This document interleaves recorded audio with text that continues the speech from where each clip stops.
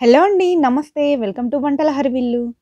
మనం ఇంట్లో ఇడ్లీ పిండి చాలా ఎక్కువగానే కలిపి పెట్టుకుంటాం కదా అండి. అది 1, 2 డేస్ ఇడ్లీలు చేసుకున్న తర్వాత మళ్ళీ నెక్స్ట్ డే కూడా ఇడ్లీలేనా అనిపిస్తుంది కదా! ఆ టైంలో ఆ ఇడ్లీ పిండిని ఈ విధంగా ట్రై చేయండి. ఈ విధంగా మసాలా అట్లు వేసుకున్నారు అంటే మీ ఇడ్లీ పిండి యూజ్ చేసినట్టు ఉంటుంది. కొత్తగా బ్రేక్‌ఫాస్ట్ చేసినట్టు కూడా ఉంటుంది. ఈ మసాలా అట్లని మనం బ్రేక్‌ఫాస్ట్‌లా అయినా యూజ్ చేసుకోవచ్చు. లేదంటే ఈవినింగ్ స్నాక్‌లా అయినా కూడా ట్రై చేయొచ్చు. రండి మరి ప్రాసెస్ చూద్దాం. స్టవ్ పైన పాన్ పెట్టుకొని 1 టేబుల్ స్పూన్ ఆయిల్ వేసుకోండి. ఇందులో పావు టీ స్పూన్ ఆవాలు, పావు టీ స్పూన్ జీరా వేసి ఫ్రై అయ్యాక 1 టీ స్పూన్ మినపప్పు, 1 టీ స్పూన్ శనగపప్పు కూడా వేసి ఫ్రై చేయండి. ఇందులోనే చిన్నగా కట్ చేసుకున్నటువంటి పచ్చిమిర్చి ముక్కల్ని, కరివేపాకు ముక్కల్ని కూడా వేసి ఫ్రై చేయండి. ఇందులోనే చిన్నగా కట్ చేసుకున్నటువంటి ఉల్లిపాయ ముక్కల్ని కూడా కట్ చేసుకోండి. 2 ఉల్లిపాయల వరకు కట్ చేసుకోండి. ఉల్లిపాయ ముక్కలు ఫ్రై అవ్వాల్సిన అవసరం ఏమీ లేదండి. 1 మినిట్ పాటు ఫ్రై చేయండి. ఇందులోనే సన్నగా తురుముకున్నటువంటి క్యారెట్ తురుము కూడా పావు కప్పు వరకు వేసుకొని 30 సెకండ్స్ పాటు ఫ్రై చేసి స్టవ్ ఆఫ్ చేసుకోండి. మిగిలిన ఇడ్లీ పిండిలోకి మనం ఇందాక ఫ్రై చేసుకున్నటువంటి మిశ్రమాన్ని ఇందులోకి యాడ్ చేసుకోండి. మనం తీసుకున్న ఈ ఇడ్లీ పిండి 3 కప్పుల వరకు ఉంటుందండి. ఇందులో ఈ మిశ్రమాన్ని యాడ్ చేసుకొని సరిపడా సాల్ట్ కూడా వేసుకోండి.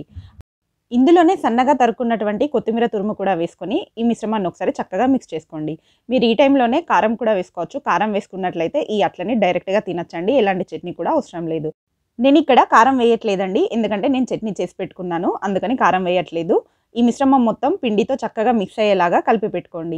దీన్ని నానబెట్టాల్సిన పనేమీ లేదు. ఆల్రెడీ లెఫ్ట్ ఓవర్ ఇడ్లీ పిండి కాబట్టి పులిసిపోయే ఉంటుంది కాబట్టి నానబెట్టాల్సిన పనేమీ లేదు. డైరెక్ట్‌గా మనం అట్లనే వేసుకోవచ్చు.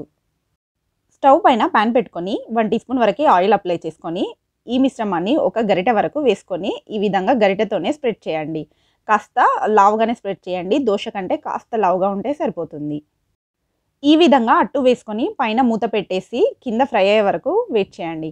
కింద ఫ్రై అయిందని అర్థమైన తర్వాత దాన్ని టర్న్ చేసేసి మళ్ళీ క్యాప్ పెట్టేసి కింది వైపు కూడా ఫ్రై అయ్యే వరకు వెయిట్ చేయండి. ఈ విధంగా 2 వైపుల్లో కాల్చుకున్నారు అంటే మనం మిగిలిపోయిన ఇడ్లీ పిండితో మసాలా అట్లు రెడీ అండి. ఇవి చాలా చాలా టేస్టీగా ఉంటాయండి. ఎలాంటి చట్నీ లేకున్నా కూడా ఈజీగా తినేయొచ్చు.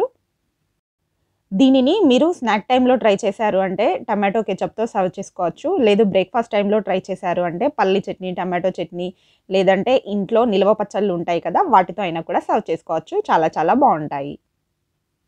మీరు కూడా ఈసారి ఇడ్లీ పిండి మిగిలిపోయినప్పుడు ఈ రెసిపీని ఖచ్చితంగా ట్రై చేయండి. ఎలా వచ్చిందో కామెంట్ చేయండి. వీడియో నచ్చితే లైక్ చేయండి, షేర్ చేయండి. ఇలాంటి సింపుల్ అండ్ ఈజీ రెసిపీస్ కోసం వంటల హరివిల్లు ఛానల్‌ని సబ్స్క్రైబ్ చేసుకోండి. Thanks for watching.